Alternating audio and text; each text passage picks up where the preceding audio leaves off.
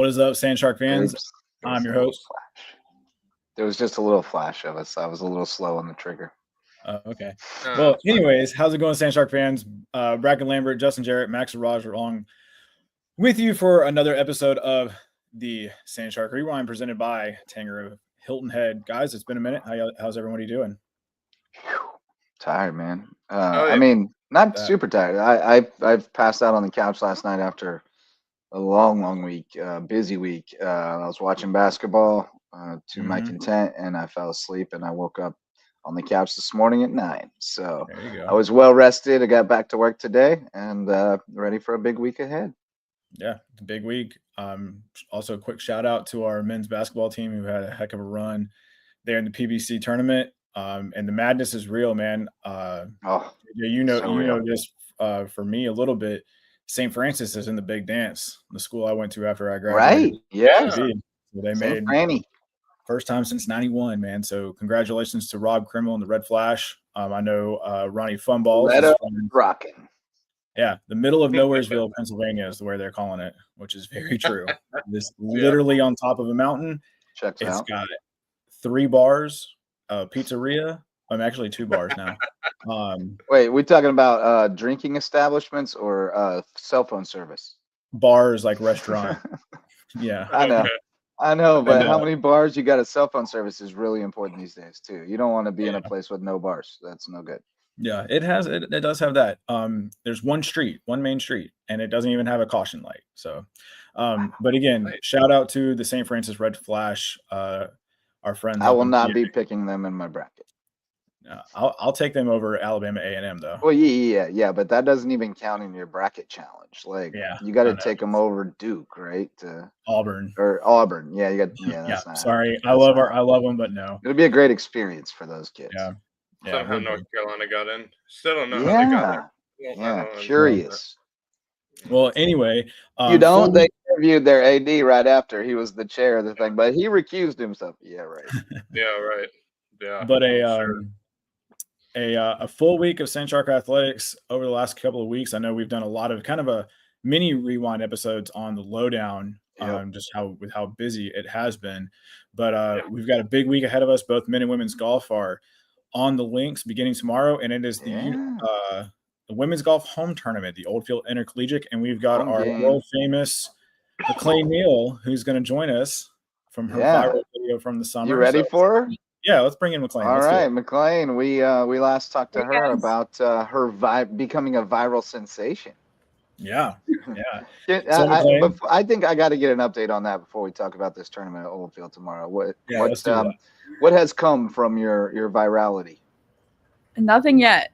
Nothing. You're still waiting on that big influencer deal? Oh, yes. We're still waiting. I thought it was going to pop off for sure. It'll come.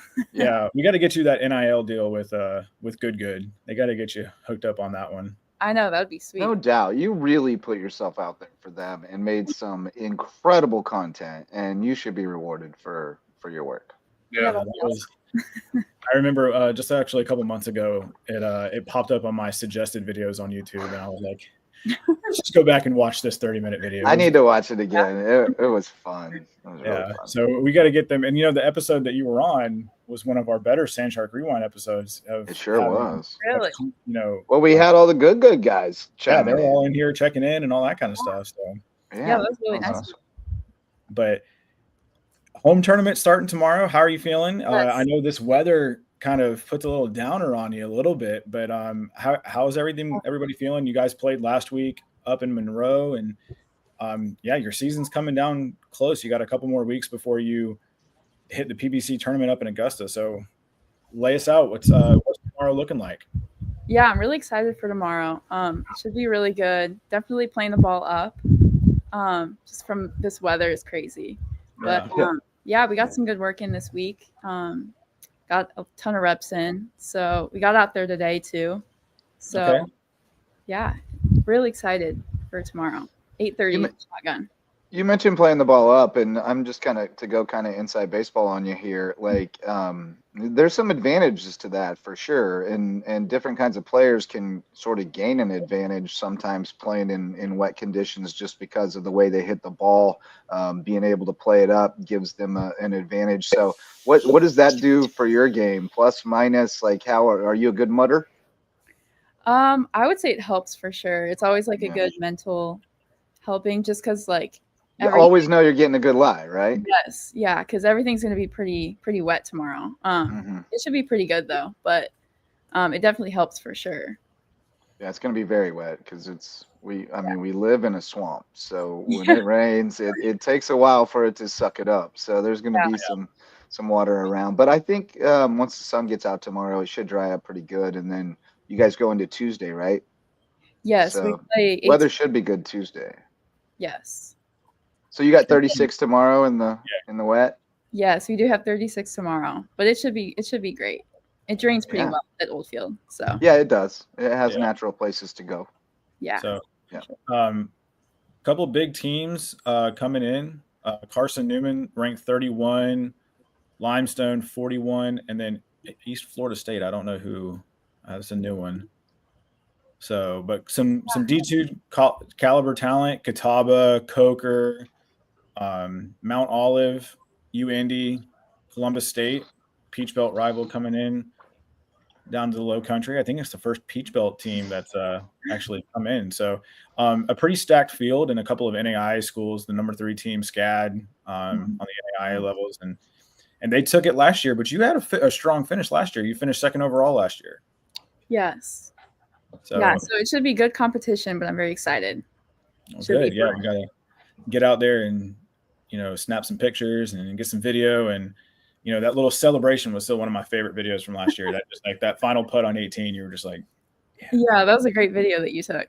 Yeah. Can I just say, as someone who used to sit in Brackin's chair, when the home games for golf were always one of my favorite days because I got to get out of that office and go spend the day at Oldfield, just taking pictures, taking video, eating good food, riding around on the golf cart. Oldfield is such a fantastic venue to have as your home course. You guys have to really enjoy that and feel blessed to get to spend your afternoons there every day honing your game. Oh, yeah, we're blessed and we're spoiled at Oldfield. Oh, yeah. Fox squirrels. Fox squirrels are my favorite. Those fox squirrels. Yeah. JJ, we got to figure out how to get that golf cart out there to get around and get pictures of everybody quickly. You didn't get a golf cart last time? No. I walked 18 that year. Oh, well, you better learn how to go over to the cart barn and sweet talk somebody, my friend, because it's never been a problem for me to get a golf cart when I go to cover a golf tournament. Gotcha. Yeah, that's all right. I get my steps in. It's all right. The good news about Oldfield is it's really walkable. It's really nice to walk. And that back 9, so much is like interconnected. The way it's routed, you can get to a lot of different places on the course without walking forever. Once you get on the course. Now it's a pretty good hike to get over to like not to 18 green, but once you get out into the middle of the back 9, it's a pretty good hike. But I love the routing. It's fun routing. You can walk right over that little bridge and get to the cool par 3 and the cool par 4 that's drivable. And my favorite probably stretch though is I think 10, 11, 12. I love 10, 11, 12. It's so cool. Yeah. Stretch. We love that stretch too. It's beautiful. Yeah. That 10 is so underrated. I love 10. 10 and 11 together are just wonderful. And then 12 is just that is a tricky little hole. It looks so simple, but there's something about it. Right? It's got water to the left and it's got the bunker in front protecting, right? And it's kind of just wide open to the right. So like it's just weird to your eye and it makes it really tricky to me. Yeah, that's always a fun hole. Yeah. Yeah. Especially if you can drive it and get on the green in 1. Oh yeah, that hole's with the green. Amazingly fun. Actually, I was thinking at 13 is where I was talking about the little par 3 with the water. Par 3, yeah. in the bunker right. It's wide open to the right, but there's water left. It's just a strange one to my eye. I find it tricky. 12 is the funnest hole though by far. Do you go for it and just if you don't make it, you're in the bunker and you just try to get up and down? Yeah, we always usually hit driver. Some people can go over, which is crazy. Right. But yeah, so I haven't made it yet, but still trying for that. So you just end up in that front bunker and then you pitch it out. Yeah. There's some space too for like a little wedge shot. So it's not too big a shot. Yeah. Right to the left of the green, it's more up on by the cart path. And it's a great hole because it almost dares you to do it because it's a hard hole if you play it the other way. If you play it the long way, it leaves you with a really tough shot coming in.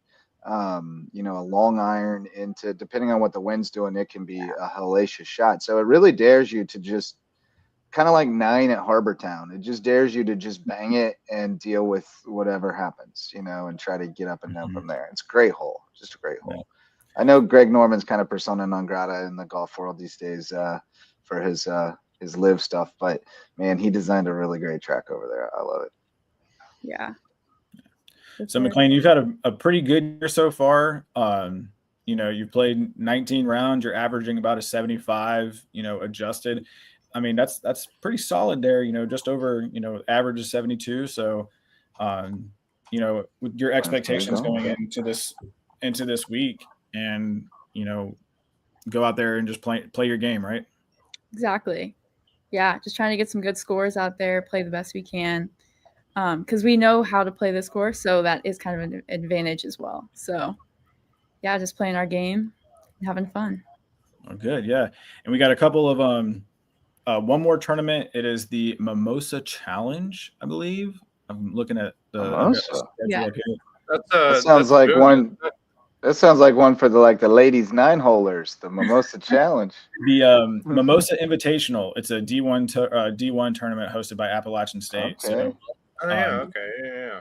you guys will wrap up the regular season there before you guys head to Augusta at Forest Hills, where you guys did very well last year. So, to kind of give little final thoughts on before we let you head out.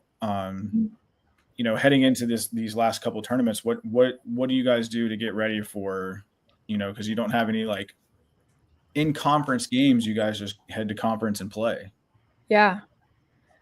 So typically we just get a lot of reps in, just spending time out at Oldfield as much as possible. We're grateful to have Oldfield, which is really nice. We also have Hilton Head Lakes. So yeah, so it's great to get out on the par 3 and work on our short game. They have a really good practice facility there too. Yes. Yeah. Really we're so grateful to have both of those options. So so we just get as many reps in as possible and just work as hard as we can to get prepped. So yeah.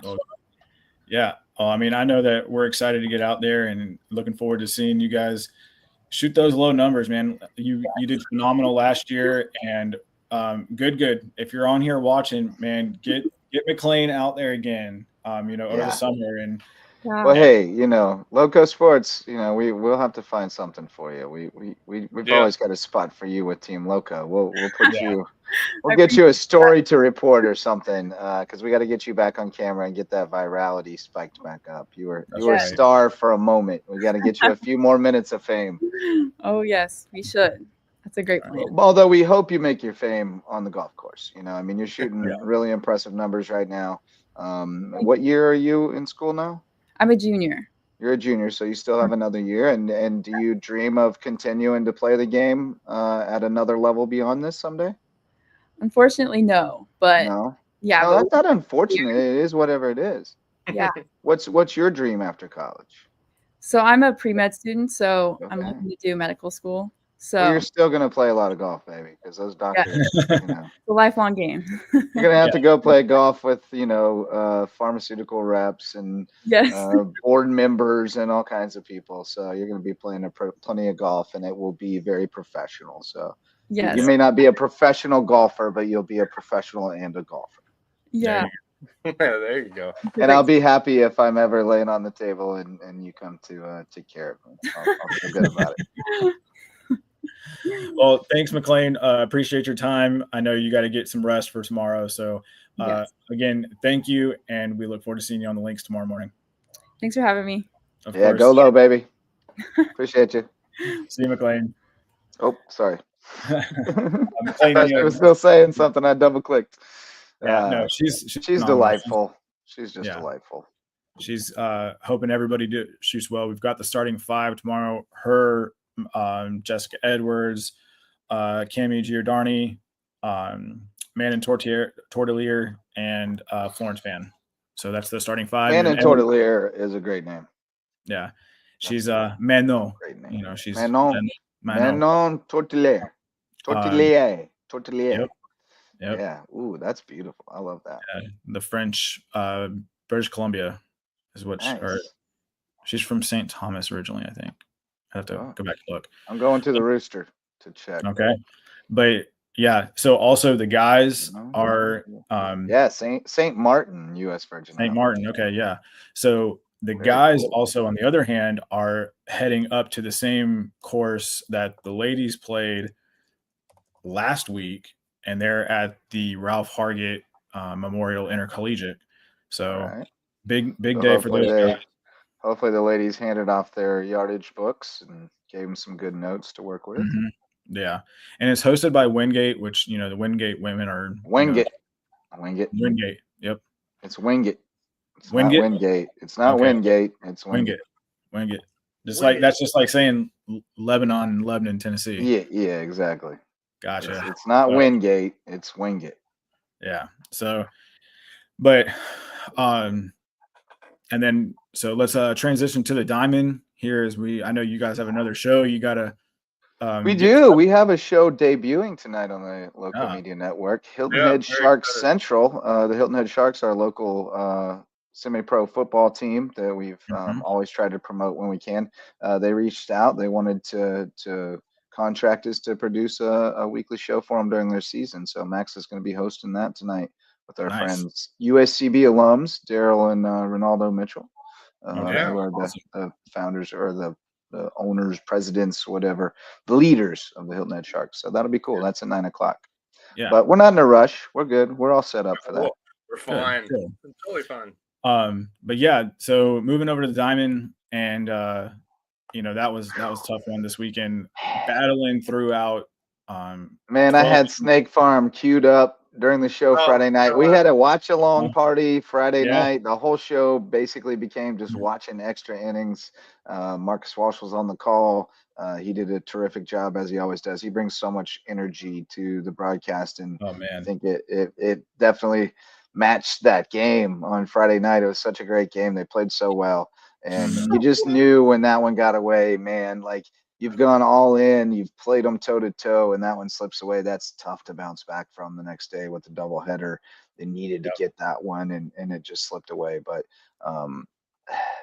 signs of life, you know. I mean, the overall record is ugly if you look at it. I try not to think about it, but when you look at how many competitive games they've played, it feels like that record's lying a little bit. I agree. You know, I think they're a better team than that record indicates, and they're competitive in their Peach Belt series. They're not getting wins right now, but they're competitive in most every game. So I think they're going to be okay.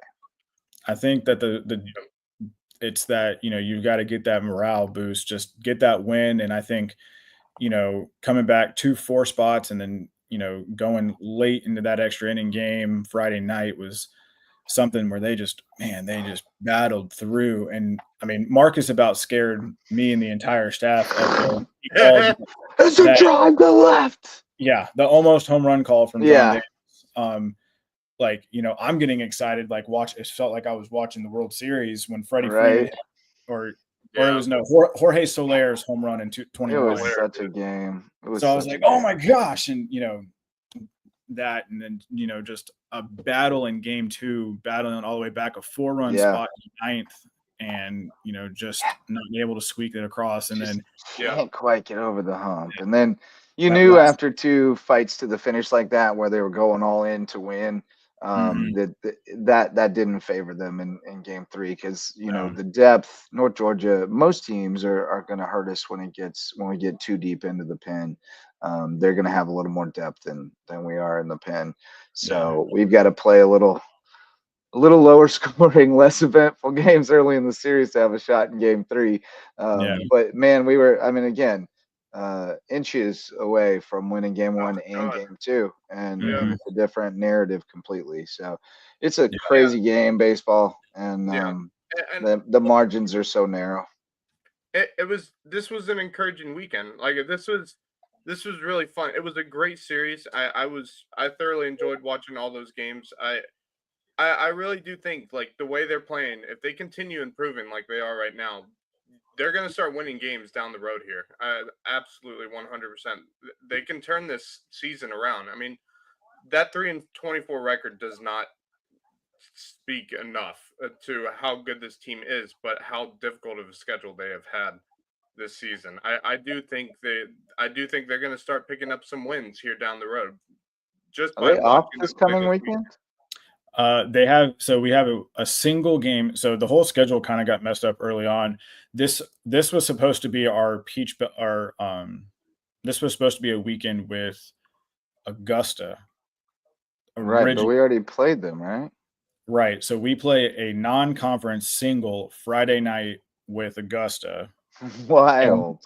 Then that first weekend where we played Augusta was supposed to be a home weekend where we played Shepherd, like we did last year. They got a new coach, took us off the schedule. Fell apart. I got didn't want to come down. And so Augusta's coming over for a friendly. That's friendly. Revenge would be nice. They're gonna drive down the day, drive back the night. It's only a 2-hour drive from Hardyville. It's an easy trip. I went up to Aiken a couple weekends ago, and I was blown away by how peaceful of a trip it was, and we had a good time and played softball up there. It was cool. Yeah, nice spot up there. I was told by somebody recently not to tell anybody how nice it is up in Aiken because they don't want everybody to move up there like they did. So I'm letting the word out. Aiken's pretty nice, it's not bad. But then also Augusta softball makes their way to the Ville. Right. Saturday and Sunday. So we got a doubleheader Saturday and a single on Sunday, I believe. It's all Sharks versus Jags. Yep, doubleheader Saturday and a single on Sunday. So, but man, that first game against Flagler, you thought you got back into it. You're down 1-1. Addie Reynolds having another. Continuing. She's moved up in number 2 all time on the home run list. I believe she's got either 24 or 20, either 25 or 26 career home runs. I think she's 9 away from Mariah Sanborn.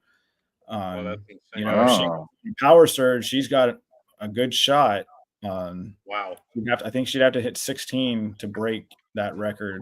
And JJ, we were a part of the year when CJ hit 18 homers and drove in 60 plus. And she was an absolute tank that year. She was. I haven't spent time around many better pure hitters than her. She was incredible. Yeah, that was Sun Conference Player of the Year, first team All Sun Conference. Crazy season. We had some really good players in those early years. So, seeing Addie climbing that chart and coming up on Mariah is awesome. And the other thing, to put it into some context, with the early years of that program, we racked up some stats, and we racked some up against some teams that weren't competitive with us. And it wasn't anybody's fault for scheduling them, because as we've seen with basketball these first 2 years, you don't really know what you're going to have until you get out there and play somebody. And you got to make that first year schedule. And a lot of those include, reciprocation in the second year schedule.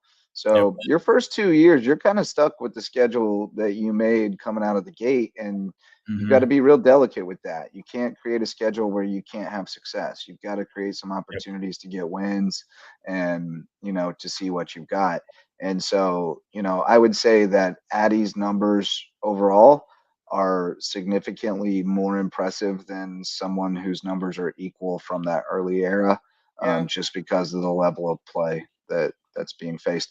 On the other hand, though, those early teams all played deep into NAIA postseason play and played a significant number of games against high quality NAIA opponents who would be very much on par with a lot of the D2 programs that we are competing against today. So, maybe not as significant as I maybe first indicated, but I still think you give a little bump to the modern era.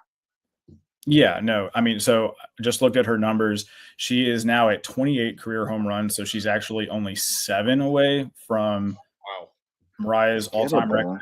She's a senior or a junior? She's a senior, so okay. She's got it. It's gettable, but she's gonna have to keep up a pretty good pace. Yeah, she's gonna have to hit a few more bombs. But what are her year by years? What are her year by years? Yeah. Let me pull that. Share your screen. Let me pull it up. I'll take this one out, and you can put yours in. Career. All right. See, now I gotta know. I gotta break this down and figure out if the pace is feasible. It's the Ovechkin problem. Yeah. All right. I gotta do some math here. Okay. Well, I hit share. Okay, there we go. Okay, so yeah, here's her year by year breakdown. She hasn't hit more than 8 home runs a year, so she's got 6. Yeah, she's got 7 home runs. She's basically So she's 9 away. So you're asking her to I mean, it's certainly, how many games are left on the schedule? We're approximately halfway through the season, right? Yeah. Roughly. So it's feasible if she stays on this pace for her to do it, but it would be a significant uptick. But if you look at the other numbers, I mean, I think it's pretty consistent with just an overall increase in power and production. She's been pretty steady throughout her career. I hope she can sustain this uptick because her average is well up from last year. Her slugging is off the charts this year. Yeah, she's been hitting the gaps. She's been really hitting the gaps here lately. The one thing I'd be concerned about is they're going to start walking her more. She's only walked 5 times this season. She walked 17 last year, 16 the year before. Who's hitting behind her in the lineup? The protection may be helping. Well, she's now hitting at the lower half of the lineup, so she's getting more pitches to see down in she's down in the lineup. Yeah, she used to be our number 3 hole hitter, and now she's dropped down to 7, 8, depending. Okay. So she's getting better pitches to hit down there. Yeah. And then you got a slapper sitting in 9, slapper, like 9-1-2. Or on base machine at least.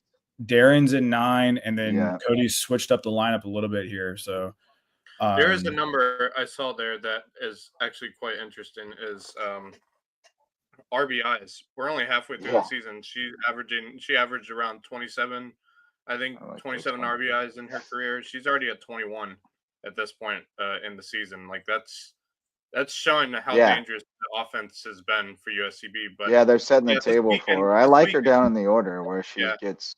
She knocks in around. This weekend just didn't go their way. It was unfortunate, but that's a solid Flagler. Flagler's tough. Yeah. And just say a little prayer for Addie, because there was an injury that happened. Oh, no.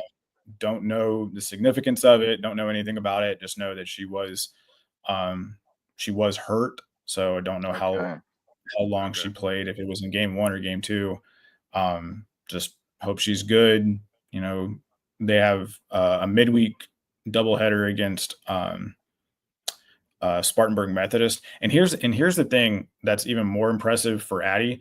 She's missing games because she's a student teacher. Missing games because of student teaching. That's probably gonna hamper her chase for the record. But it is admirable nonetheless, and I love it because all of her kids are going pro and something other than sports. She's missing games, and she still has 21 RBIs halfway through the season. It's crazy work. Yeah, that's so impressive. So she doesn't even, how the stats automatically filter out people who don't have enough plate appearances. Yeah, she still hasn't she played she appearances. doesn't. That's crazy. She's Yeah, among the non-qualifiers. that's crazy. You only have 6 though, which indicates a team where you're playing a lot of people and have a lot of people contributing. Yeah. Also, Mackenzie Four, who who came in as a transfer from last year, she is now in the top 10 of career home runs as well. Nice. I believe she's got 11. So that takes the number 10 spot already this year. So yeah, she's got 7 right now. So, but yeah, it's gonna be a good week for them to be home. You've got 5 games at home this week. You go on the road at Embry-Riddle in the middle of last week, and then you got to have some team down there in Florida. Get to hang out with the Four family. That's where Mackenzie's from. Mackenzie and Darren got to take in some sights. Don't know if y'all saw on Instagram that they took in some time at Universal. Getting to see nice! I'm jealous. I know it hasn't opened up yet, but I know Epic Universe is going to be there. Yeah, but if they got to ride the Velocicoaster, then I'm jealous. That's my favorite. That front row, hands up, baby. Yep. Hagrid's wonderful. Hagrid not on the same level as Velocicoaster. The Velocicoaster's that's probably one of the best coasters out there. Nothing beats that. Yeah. So good. So, but yeah, again, March Madness is here. So everybody fill out your brackets. Let's check in. Like we check in a little bit. Aiken played in the quarterfinal or played in one of their rounds today at Columbus State. Do we want to watch the highlights from the semifinal game against Columbus State? I've got them right here. Let's watch them. Oh, the semifinal against Columbus State. Yeah. Okay. Yeah. This was the biggest win in program history right here. Yeah. Number 6 team in the country. Probably number 6 team. Top seed on their home floor. It was unreal. But yeah, I mean, I feel like we haven't paid proper tribute, and at least in this forum, to this game and what it means for the program. I mean, we were one win away from in any ordinary year being the automatic bid from the Peach Belt. Actually, we would have gotten one, right? Because doesn't the regular season champ get one and the tournament champ or runner up or something? I believe. I think they can.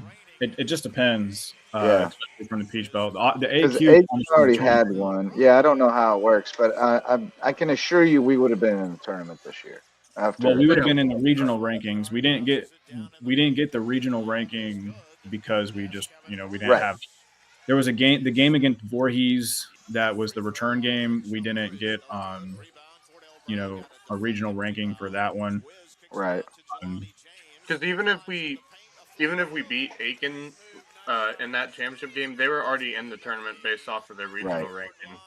I feel they would have been at large in the region, but they would have. I feel pretty certain in a future year, if our season went the way it did this year, we would have been in the tournament. Oh, easy. Yeah. I mean. Ollie. Oh, I forgot to ask. What did we ever get? Oh yeah. How's Ollie doing? I spoke to him last week, and he said he's going to get an MRI. Yeah. Because he's supposed to be inevitable. Yeah, he's going supposed to Puerto Rico, right? Yeah, he's supposed to be heading back down to San Juan here soon to begin that, and so that's really tough when you're, when you lose that guy. So a lot of stuff's going to happen here. You got to replace 4 big guys. Ahead to late in the game here. Yeah. See the finish. I clipped every bucket of this masterpiece of the game.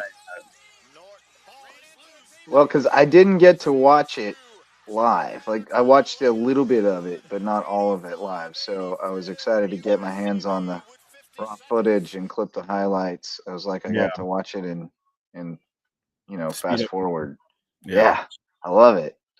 But their audio went out a couple of times. And there's the record-breaking 3-pointer. Yep, and it's unfortunate that the audio was out at those times because I've been in that situation. It happens. Mm-hmm.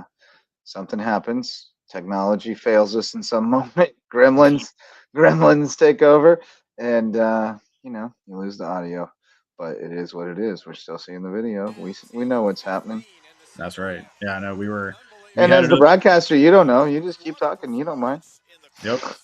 I know. Hey, shoot, we had the same thing happen to us for well, I mean, we lost the whole broadcast against Lander. Yeah, in the quarters, right? Yeah, the whole thing just shut down, and that stuff happens, and there's not a thing you can do about it. It's not a question of what happens. It's a question of how you react and how quickly you can get it back online, and right. that's all there is to it. It's been that way since the advent of technology. It's going to fail you at times, and you got to scramble and get it, troubleshoot it in a panic situation and get it back on. It was one of my greatest stresses when I had your job, was the live stream fritzing out, and you got to figure out what's going on while you're doing 17 other jobs. Right. It's not fun. So I saw that play right there, and I thought he missed it. I was like, oh, okay. And then he hit that 3-pointer. I was like, no way. I know. That was where I was like, oh, dear God. Oh, dear God. Am I going to finish my hands with my hands on my head again? But no. KG to the rescue. Yep. And we're going to miss that dude. We're going to miss that dude. Yep. And then they put the 0.3 on the clock again, and that scared me because, that's that 0.3. That scared me until he made the second one, and then I knew we were good.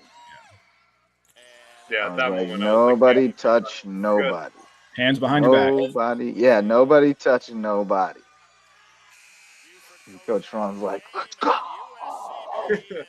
Ronnie Fun. Let's go. That's what I'm talking about. You call him what? What do you call him? Ronnie Funballs? Ronnie Funballs. Got it. Or Ronnie Funball. Ronnie Funball. There you go. Yeah. Which is Kevin Libbyism, and I believe a nod to Happy Funball. Do not taunt Happy Funball. I also have one other video that you might be interested in. The one that is titled Joyous Rage. Oh, yeah. Joyous Rage. 10 guys in the scoring column tonight, and it didn't include Nolan Paladuga, who definitely made his contributions at the other end of the floor. The baseball boys giving some love. What a spectacular season, and it's not over yet, Coach. You guys get to go on the road. You'll be at Columbus in the next round. They won 95-70 tonight. 2 tough ones. Here it goes. That's what I'm talking about! That guy's the best, man. I'm pretty sure there's a dent in the table now. What's that? I'm pretty sure there's a dent in that table. Oh, yeah. Well, I got to the car and was like, what got on my towel? Yeah, you said it was my terrific towel. It was my Coke. Because I may have hit the table so much that my Coke that was like only this much full was splashing out. That clip is going to be forever. It's cemented in our minds. That man is something else. It really is. But yeah, again, shout out to our men's basketball team. That was incredible. And but yeah, a great episode, guys. Thank you all for joining and hopping on. Enjoyed it. Want to get Not gonna lie, I was kind of worn out. I wasn't too excited about doing a show tonight, but then you got McLain in the mix. That made me a little more excited because she's cool, and turned out to be a really fun show. So yeah, absolutely. Glad we did it. Always good. Yeah, we we took a little bit of a break and just trying to catch our breath a little bit. Catch our breath is right. So, but final thoughts, Max. Final thoughts before we wrap it up for the night. Despite the sweep, really good weekend for USCB baseball. Very encouraging. USCB softball, tough week for them, but I know they can rebound.